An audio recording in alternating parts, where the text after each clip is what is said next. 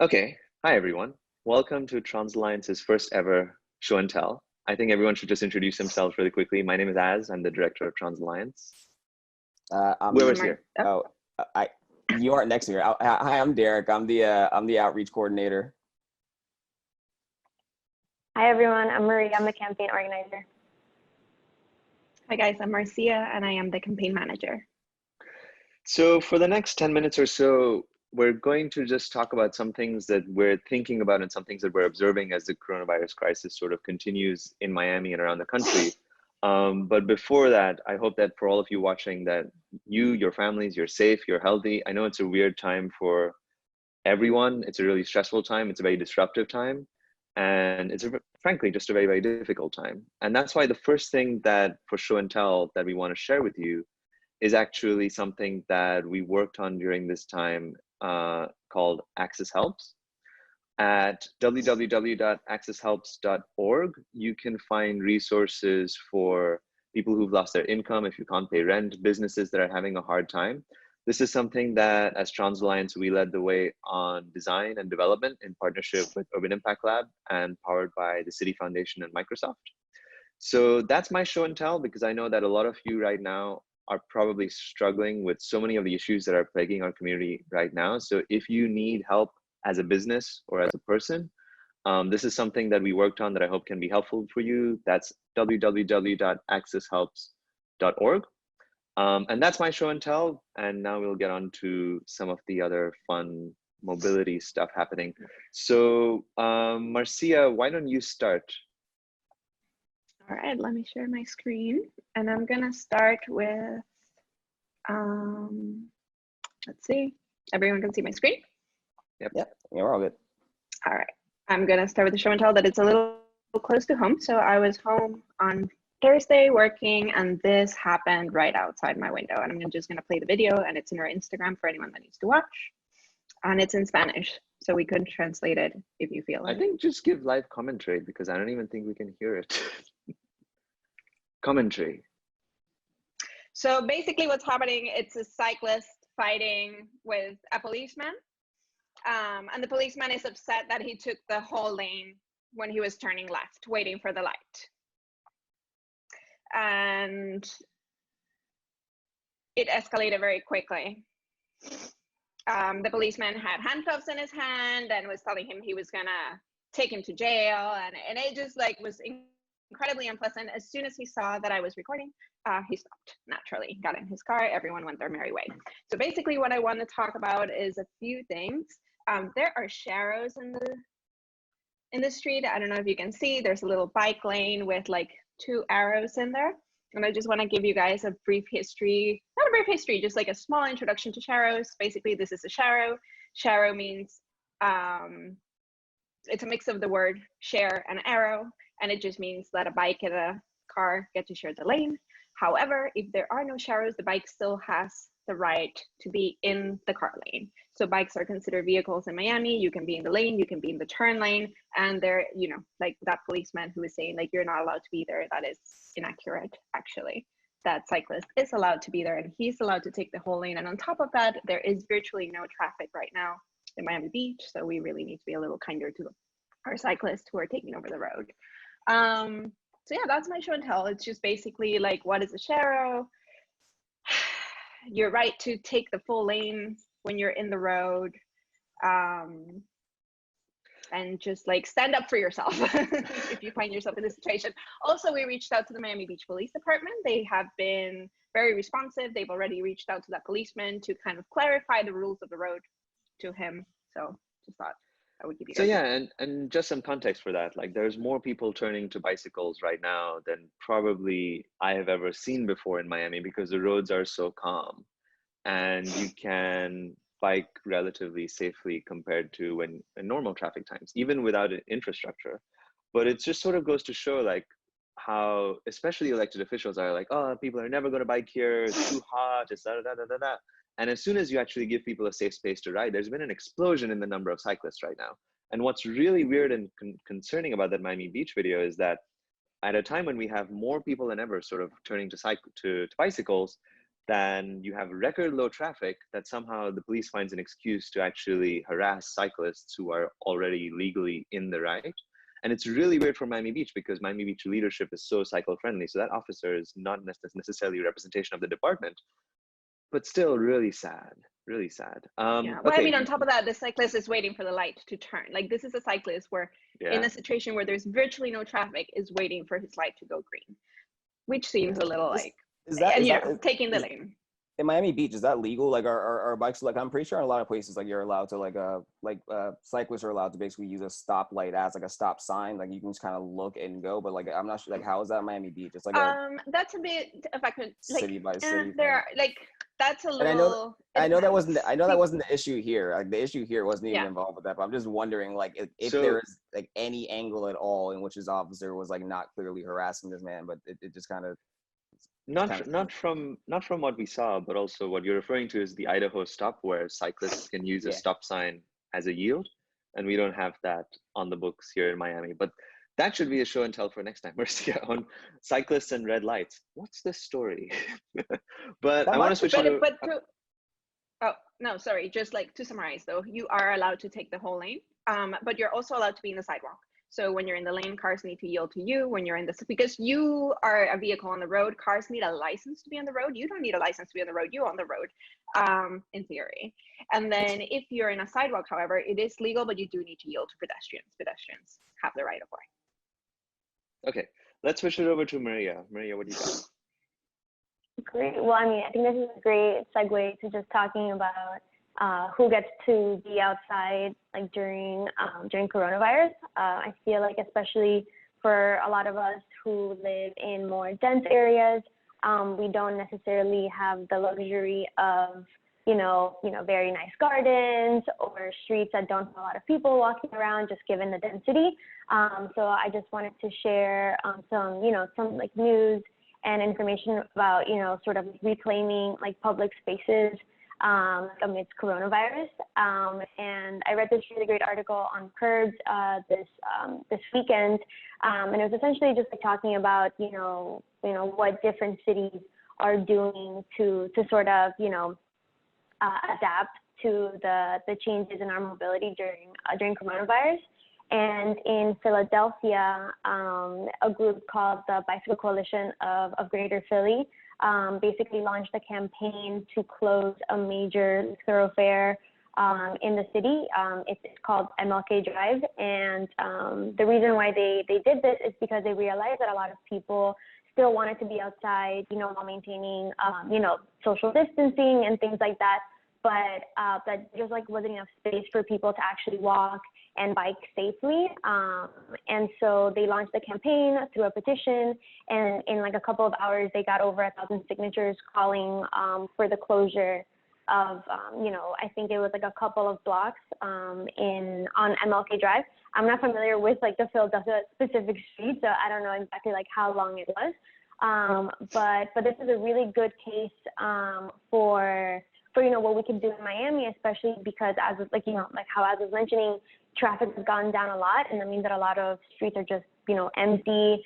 But pedestrians and cyclists are still reduced to like a very minimal portion of the street, and so this really shows how streets can be adapted for more like pedestrian friendly and like biking friendly activities.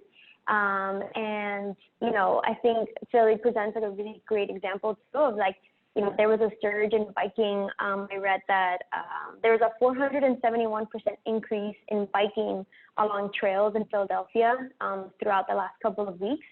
And so there's a huge need for this now. And I think it really makes, it's a testament to like, the fact that we just need more space for non-car related activities. So I'm hoping that Miami can get here at some point because we need it. I mean, especially here in downtown, I see just, very few cars driving, and people just don't really have a lot of spaces to walk to, especially since parks are closed and since a lot of our, just usual public spaces aren't really available. So I'm hoping that we can do something like this hopefully soon.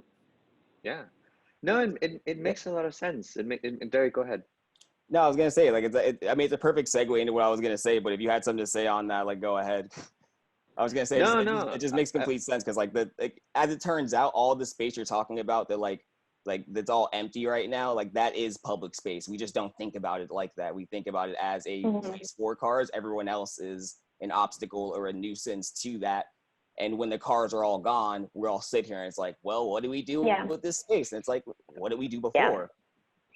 Yeah. But it's also, you know, a lot of people, you know, there has been like some criticism of, you know, around the push for like closing streets, because people are concerned that like if you close the street to pedestrians and cyclists, and that's just going to encourage like more people to come outside instead of like staying at home. But in reality, you know, people are still allowed to like exercise and at least like go and get like an hour of just, you know, like outdoor exercise. Like it's not something that is not encouraged. It's just you still have to do it within, you know, like the social distances practices.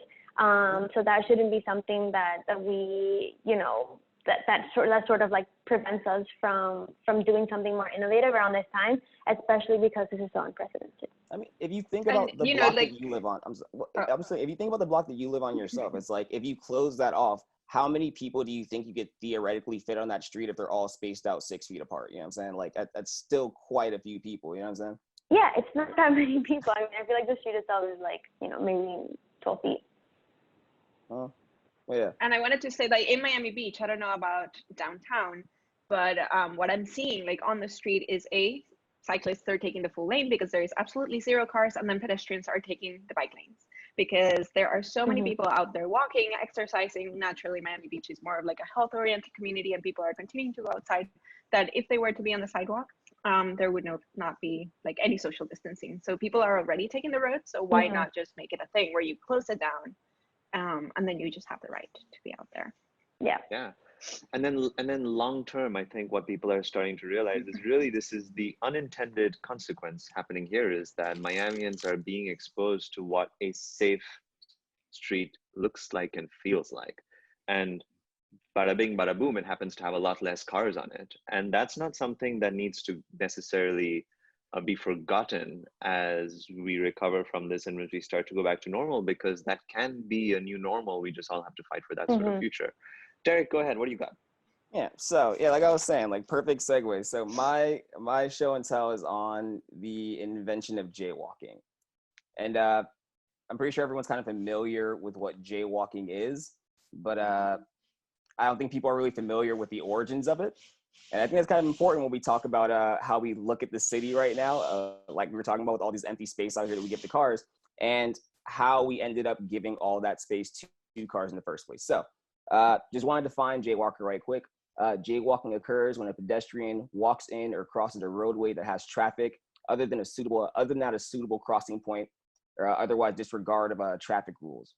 So it's like just someone that's somewhere that they aren't supposed to be, or doing something that they aren't supposed to be doing, is the general idea when we think of a jaywalker, which is why it's kind of okay if someone gets a citation for jaywalking or something like that, or gets stopped by a cop or something like that, or is generally gets honked at by a car, her ass out of the way, get out of the streets, right? So what if I told you that the streets used to be a completely shared space where cars, people, cyclists, all sorts of pedestrians were allowed to share the space together? And this is a street in Manhattan in 1912. As you can see, there are a couple people rolling around in carriages and stuff like that. And there are sidewalks, but for the most part, there are people in the streets. And the street is occupied as a public space, first and foremost. What happened around the turn of the centuries? You have the invent of the automobile, and this industry starts booming and people start buying vehicles. 10 years later, this is that same street, or not the same street, this is another street in Manhattan in 1923. And what you see here is you still see a lot of pedestrians out there, but they're kind of fighting for space in the sidewalk now because the streets are kind of taken over by cars, right? So as the rise in the number of cars starts booming, what also starts booming is the number of traffic deaths. And a lot of these traffic deaths are pedestrians, not people in vehicles. And this is a huge problem nationally, right? And people are getting upset about this. And the people say something has to be done about this. And the auto industry says, all right, something's going to end up being done about this. We have to make sure that the wrong thing doesn't happen. And the wrong thing to happen would be having legislation passed that would make driving a vehicle or owning a vehicle less convenient. So what do? Well, this dude wrote this paper in 2007, Peter Norton, and I'm only going to read the first part of this right here, but he basically says, before the American city could be physically reconstructed to accommodate automobiles, its streets had to be socially reconstructed as places where cars belonged. Until then, streets were regarded as public spaces where practices that endangered or obstructed others were disreputable. Motorists claimed the street space was therefore fragile, subject to restrictions that threatened to negate the advantages of car ownership. And some of those advantages was speed. And one of the things that people wanted to do was govern the speed of cars. So what year was this? It was 1923 in Cincinnati, Ohio, right? 42,000 people, they signed a petition that would have all cars in the city put a speed governor in them that would limit them to 25 miles per hour. That would be like the top speed for all cars in Cincinnati, right? So the automobile industry panicked and said, oh my God, what are we gonna do? People are starting to realize that the cars are the issue. We have to change people's mind and make the pedestrians that are in the way of cars the issue. So they start running these campaigns and stuff like that, talking about like jaywalkers and stuff like that. And this is propaganda against the petition. The petition failed, but yeah, they started this full-on campaign to start to like paint the jaywalker as this person that was like occupying the street and not supposed to be there. And that's how you got like jaywalking laws, and that's how you got like crosswalks and things like that. And that's how we got beg buttons, and that's how we have these tiny sidewalks now. And it got me thinking, what does a shared street look like? And I guess the idea is when you look at these photos, it's like you notice there's no sidewalk. There's no real like differentiation between like where people are supposed to be, where cyclists are supposed to be, and where cars are supposed to be. And when that's the way it is, like I guess cars respect people more. Everyone kind of respects the space more. You have slower speeds. I don't know. It's all about how I don't know, where society has kind of designed us to think about these things. And it's kind of interesting how that happened, because we all realize where we are right now. But I guess if you thought about how we got there, it will be a lot more clear to people what we have to do to move forward. We'd have to like undo a lot of things that we've done. You know what I'm saying? But yeah, that's my show and tell. Sorry it was so long, but it was an interesting tale. No, it's cool. And it's also interesting, you know, when we start to think about where streets have gone, I think also what people don't necessarily realize is what we've lost. Now, it's not just the space to walk around without being threatened by a vehicle. What we've lost are communities that are dense, vibrant, walkable, that have all the services that you need within a few blocks, that have a huge amount of economic and social activity. That's what you lose, because as soon as you start to impose more and more cars on the sort of street landscape, what you lose in return is all of the things that make cities wonderful and great, and why people choose to live closer together in the first place. Yeah, you know, and cars can exist in these spaces. It's just like the fact of the matter is that all of that space, 90% of that space was allocated to them, when in reality, they like people in vehicles should have a much smaller share of that space. And if that were the case, I think a lot more people would choose to do something else, because driving would be less convenient. And doing other things will be more convenient in its place, which is the trade-off, which is where the density conversation comes in, because we can't just give the streets back to the people and not give the people on foot, on bicycles, nowhere to go within that range. You know what I'm saying? But yeah. Mm-hmm. Mm-hmm. Yeah. Cool. This was fun. Okay, yeah. To summarize, I talked a bit about accesshelps.org, something that we built in response to sort of the great distress that's occurring in our community right now. Marcia talked about how there was a Miami Beach police officer who harassed a cyclist who was legally using the road in times of crisis, well, in times of when we have more people than ever turning to bicycles. Maria talked about streets being reclaimed in Philadelphia for exactly this reason, because there's so little traffic, giving people more space to be outside. And Derek talked about the history of jaywalking and how all of this together means that we're basically in a very funny place in terms of like the present moment, right? In terms of we're at a moment where, Derek, there's a lot of commonalities between those very early images and where we are now, except there aren't as many people outside. But in terms of the way the street allocation is, Maria's talking about sort of those experimentations where that's sort of becoming real, and Marcia is talking about how those things are sort of going wrong. So cool. All right, guys, any final comments? Yeah, no, it's just interesting, man. Yeah, like you said, how the history of all this stuff just kind of it's like full circle in a way. And I feel like the people that are paying attention to where we are right now, like if we just all kind of looked back just how we got there, like, you know what I'm saying? it would do nothing but add fuel to this flames going right now, because I feel like people are coming up with the ideas if like they're like new ideas, but as it turns out, this is something that's been a long time in the making. This is something that has been purposely pushed down, and as everything around this virus kind of gets upended, this is also one of those things that's being upended, the war on pedestrianism. It's good to see people are coming around. Definitely, it's happening organically. It's nice. Yeah. All right, guys. Until next week. See you later.